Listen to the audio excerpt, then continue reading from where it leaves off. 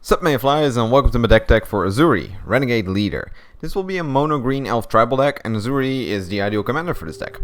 Not only can he regenerate elves for only 1 green mana, he can also pump our elves and then give them trample. This deck aims to get a lot of elves and then even more mana. We can use this mana to pump all of our elves and then we'll swing for the win. We're gonna start off with the dorks. Llanowar elves, Elvish Mystic and Fyndhorn elves all tap for 1 green mana. Then Arbor Elf allows us to untap a forest, providing at least 1 green mana with the potential for even more mana with cards like Nissa and Elvish Guidance. Guess what's even better than 1 Llanowar Elf? Well, 3 Llanowar Elves, aka Llanowar Tribe, which will tap for 3 green. Your Tree Speaker takes some investment but can eventually allow all of our elves to tap for 2 green mana. Priest of Titiana gives us mana for every elf on our board, while Wood Elves and Oracle of Moldiah provide us with extra lands. Finally, we are also running Nyxbloom Ancient. This wood elemental can provide us with insane amounts of mana when we get to the late game. Since almost every creature in our deck has a tap effect, we run Copperhorn Scout and Wirewood Symbiote for some fun double tapping shenanigans. Enough with all the mana stuff. Let's talk tribal. Uraga Warcaller, Elvish Champion and Eladamri all buff our elves. But the latter two also give our elves Forest Walk. Song of the Dryads can then be used as removal, but we can also use it to forest walk all over those pesky wall tribal players. Lizalana Huntmaster and Imperious Perfect generate elf tokens for us. This will help us to get our elf numbers up for the next cards. Marwyn, Elvish Archdruid and Wirewood Channeler generate mana for us for every elf in our possession, which includes those elf tokens. Eventually we will want to swing in with our elves. Timberwatch Elf and Immaculate Messenger give a creature +1/+1 for every elf on our side of the board. We also run Devoted Druid, which can then be buffed by these two for enormous amounts of mana. In case we ever get to single digits, we run Well-Wisher and Dwindling Guildleaf Dean. These two will heal us for every elf in our control. Of course, they also combo very nicely with Sylvan Library, which we also run because we can use the card draw. Speaking of card draw, Sylvan Messenger lets us reveal the top 4 cards of our deck, and then we get to keep all the elves that were revealed this way. Vanquisher's Banner lets us draw a card for every elf we play and also functions as a lord. Elvish Visionary draws us a card when she hits the battlefield. By the way, do you remember Wirewood Symbiote? We can use him to bounce Elvish Visionary, then untap something, and because we bounce Visionary we can play her again, and then we can again draw a card. Soul of the Harvest, Lifecrafter's Bestiary, Beast Whisperer and Guardian Project all let us draw cards whenever we play creatures, and thus they also work nice with Symbiote. Finally, we run Regal Force for some big card draw after we've dumped our hand. Especially in Commander, it can sometimes seem impossible to get the right card, that's why we need tutors. Elvish Harbinger lets us tutor an elf and can also tap for mana of every color. With Founder's Shaman we can tutor for any creature, but we do have to discard a card, tap her and pay 1 green mana. On the plus side, this effect can be done every turn and the card goes to our hand. Fierce Empath tutors a creature with mana cost 6 or greater, meaning it can tutor Nyxbloom Ancient, Regal Force, Soul of the Harvest or Craterhoof Behemoth, one of our win conditions, to which I'll come back later. Lastly, we have Eternal Witness in case we need to get a card back from our graveyard. And also the artwork is freaking awesome. To get back to our win conditions, we plan on getting a wide board, buffing it, possibly giving it Trample or Forest Walk, and then swinging for the win. We can do this via our commander of course, provided we have enough mana, but having a backup plan or two is always a good idea. For starters, we run Craterhoof Behemoth and Greenstone Zenith to play Craterhoof Behemoth from our deck, in case we don't draw him. Next we have a Chroma's Memorial, which makes all of our creatures look like questing beasts, Beastmaster's Ascension to give our creatures +5/+5 and Coat of Arms to give our elves an insane bonus. But beware, as this potentially also boosts your opponent's board.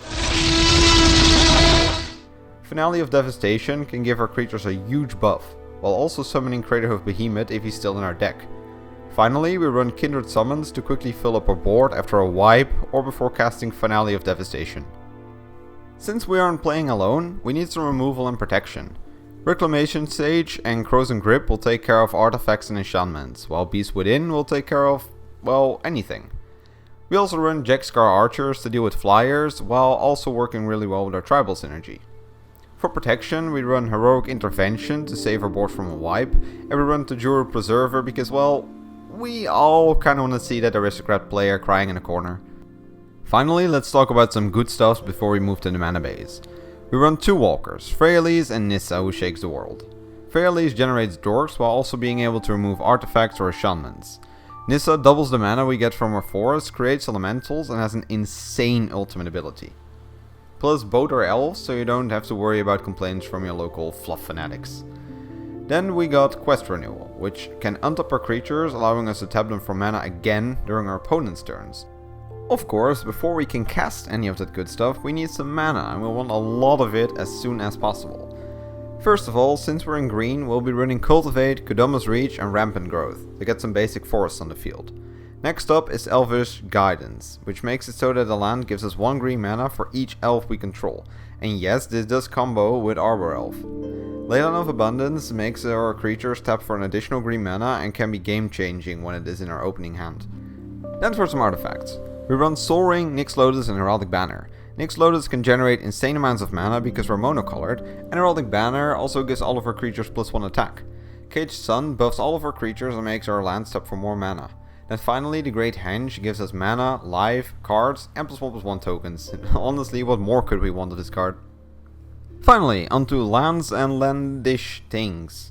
Dryad Arbor is a very weird card and can be used for many types of shenanigans. Some of our cards care about creatures being summoned, and Dryad Arbor does count for those while also being a land drop. Not to mention, you can use Green Sun Zenith with X is 0 to fetch her, allowing you to basically play 2 lands on that turn. As, well, when you fetch her, it doesn't count for your land drop. This potentially allows you to have 3 green mana on turn 2. Nykthos, Gaia's Cradle and Growing Riders of Idlamok all tap for insane amounts of mana in this deck. Next, we run Castle Garenbrick, Memorial to Unity, Pendelhaven and Oran Reef. All of these function as a forest with a small side effect which can come in handy. Wirewood Lodge allows us to untap an elf, Reliquary Tower gets rid of our hand size limit, and Maze of It allows for some cool combat trickery. Then we run Cavern of Souls to prevent our creature from getting countered, and Pet of Ancestry for the scrying. Finally, we top it all off with 21 basic forests. And that sums up my deck list for Ezuri. Now, I have a couple of other cards I'd like to talk about and didn't put them in my deck, but you might want to consider putting them in your deck. The first being Concordant Crossroads. Many of the creatures in this deck have tap effects that we want to use as soon as possible, and this card allows them to tap the turn they come into play. Second, there's Presence of Gaunt. The tap effect to create an elf is nice, but I don't think it is worth running unless you combo it with Midnight Guard. If you make an elf deck with Rise the Redeemer as your commander, this can be an option though. Lanimar Visionary and Alisar Shepherd from Core 21 and Jumpstart respectively look promising, but I haven't had the chance to playtest with them yet. If you're looking for an alternate win condition, Helix Pinnacle can also be an option, especially if you want to transform your commander game into a Vortex campaign. Finally then, there's Staff of Domination and Umbral Mantle. Both can combo with Priest of Tatiana, Elvish Archdruid or Wildwood Channeler to generate infinite mana. This allows you to buff your creatures to infinite power toughness with Ezuri and thus win the game. That brings us to the end of this deck tech. I hope it was of some help. The deck list and music are both linked in the description. If you have any suggestions on how to make this deck even cooler, please share them in the comments. Also feel free to comment which commander you want to see next.